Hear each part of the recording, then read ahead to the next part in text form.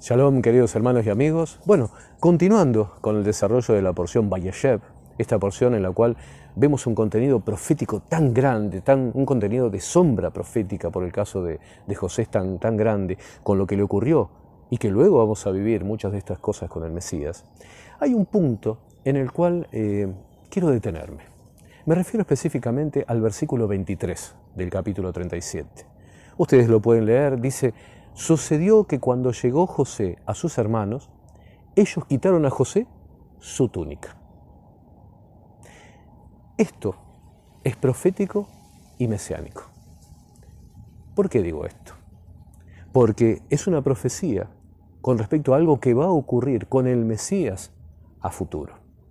Miren, sé que en otro momento he citado los evangelios. Hoy me gustaría citar un salmo que seguramente todos conocen. Es más, muchos lo deben saber de memoria. Me refiero al Salmo 22, un salmo mesiánico en el sentido de Mesías, ¿sí?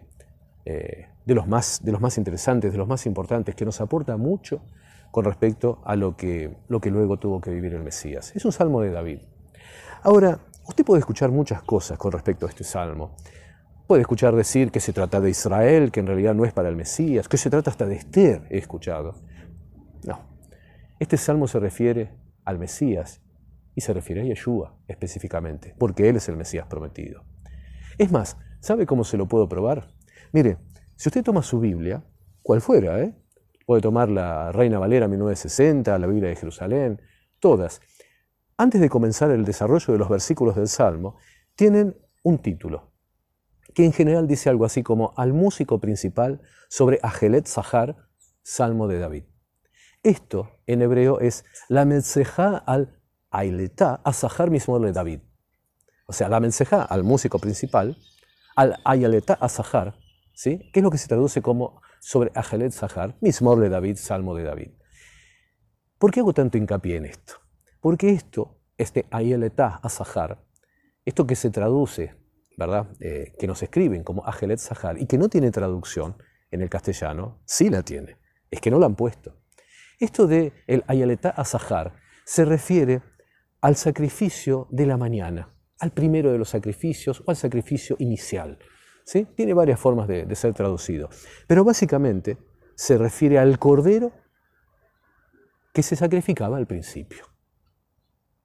Si pensamos que Yeshua es el Cordero de Dios que quita el pecado del mundo, está claro que todo el desarrollo de este Salmo 22 nos va a hablar de esto, del Ailetá a Zahar, nos va a hablar precisamente de este sacrificio de la mañana, de este sacrificio inicial, lo cual tiene que despejar cualquier duda que se pudiera tener con respecto a que es un salmo que se refiere a Yeshua.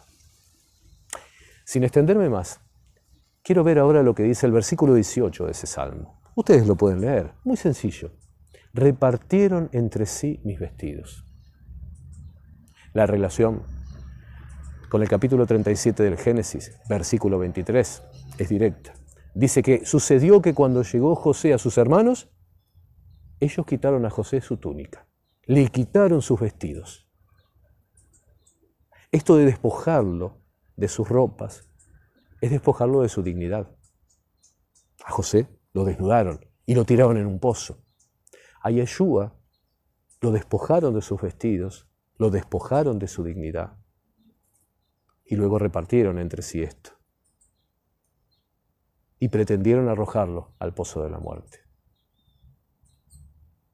No obstante, todos sabemos que nuestro Señor, aun cuando murió en la cruz, aun cuando murió en la estaca de ejecución, como puede traducirse también, resucitó al tercer día.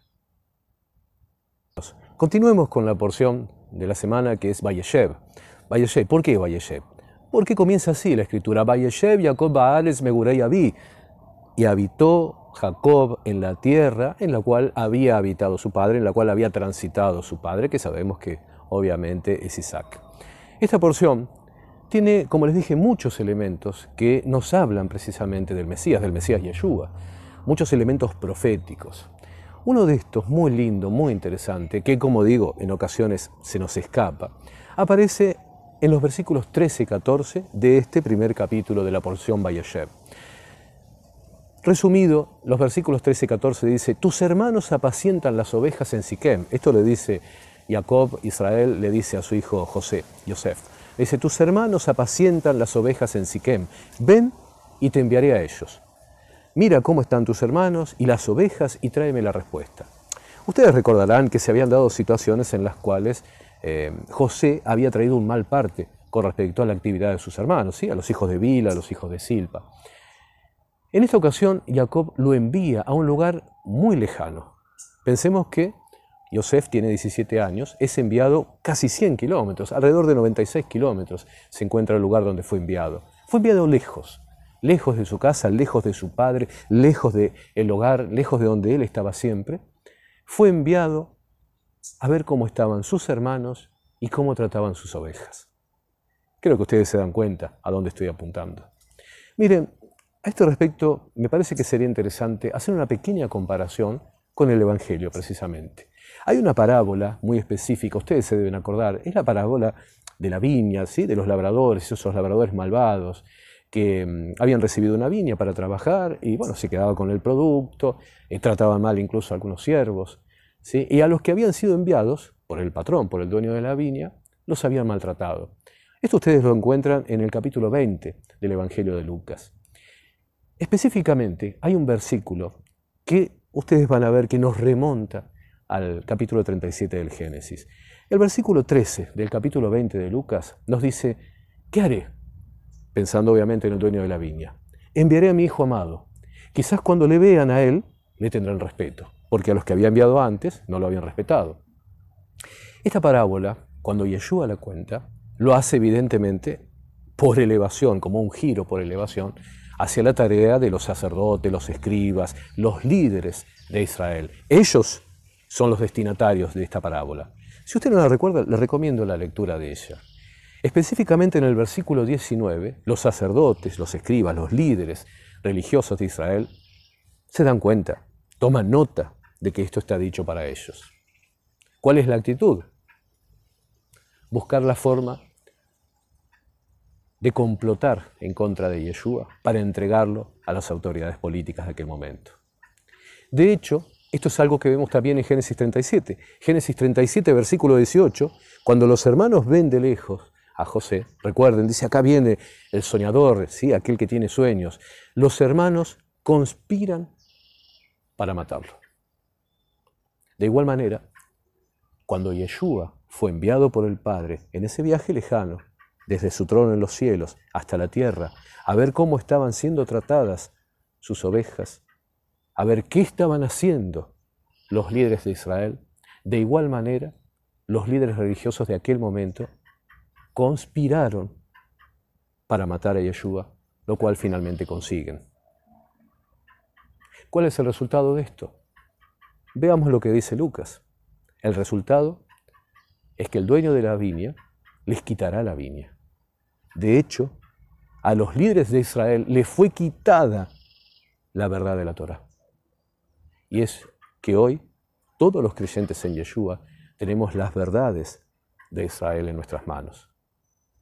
Pero acá no termina la cosa. En un momento, todos aquellos que conspiraron y conspiran contra Yeshua serán castigados. Hay un tiempo en el cual existe el arrepentimiento. Pero hay un tiempo en el cual esa gracia se va a terminar. Esperemos ese momento con ansias, porque también es el momento de la justa retribución para todos aquellos que han sido mártires en otros tiempos y que en estos tiempos también están siendo perseguidos. Mi nombre es Ricardo y este es un video para las congregaciones nazarenas y para todos aquellos hermanos que nos siguen. Shalom.